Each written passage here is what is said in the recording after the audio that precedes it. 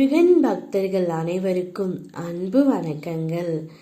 என் அன்பு குழந்தையே, நீ இப்பொழுதெல்லாம் அனுதினமும் அழுது கொண்டே இருக்கின்றாய். உன்னவரை பிரிந்து உன்னால் நிச்சயமாய் இருக்க முடியவில்லை. உன்னுடைய வலிகளும் வேதனைகளும் எனக்கு நன்றாக புரிகின்றது தங்கமே.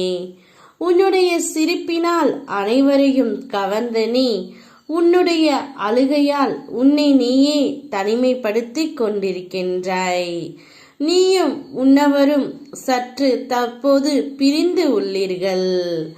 அவரிடமிருந்து ஒரு அழைப்பாவது வராதா என்று ஏங்கி காத்து கொண்டிருந்த என் பிள்ளைக்கு திடீர் திருப்பமாக அவரிடமிருந்து உனக்கு அழைப்பு வரப்போகின்றது செல்லமே.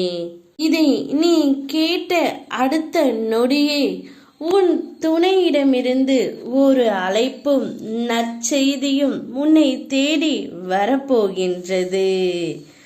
உன் துணை மீது நீ அதிக அளவு அன்பினாலும் அதிக உரிமையினாலும் நீ அவர்களிடமிருந்து அதிகமாகவே எதிர்பார்க்கின்றாய்.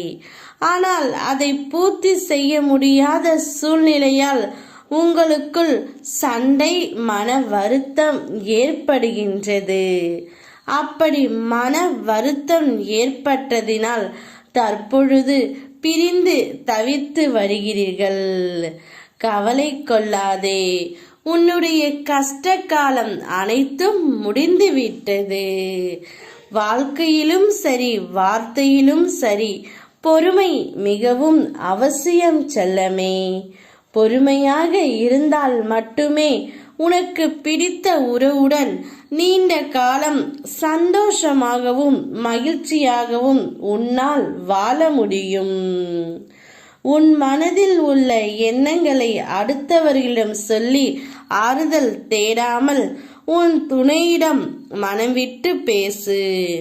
இப்பொழுது நீ பிரிந்து இருப்பதை நினைத்து வருத்தப்படாதே. திடீர் திருப்பமாக எதிர்பாராத விதமாக உன் மனம் விரும்பிய உன் துணையிடமிருந்து அழைப்பு வரும். அப்பொழுது உன் மனதில் உள்ளதை நீ வெளிப்படையாக பேசு தங்கமே. நான் இருக்கின்றேன், எது வந்தாலும் நான் பார்த்து கொள்கின்றேன். உன்னுடனே உனக்காக நான் இருக்கும் பொழுது நீ ஏன் தயக்கம் கொள்கின்றாய்? பயப்படாமல் மனம் விட்டு பேசு, அனைத்தும் சரியாகிவிடும். இப்பொழுதே அழைப்பு மணி வரும். பின்பு உன் வீட்டு வாசலில் வந்து உனக்காக காத்திருப்பார். சந்தோஷமாக இரு. ஓம் முருகா.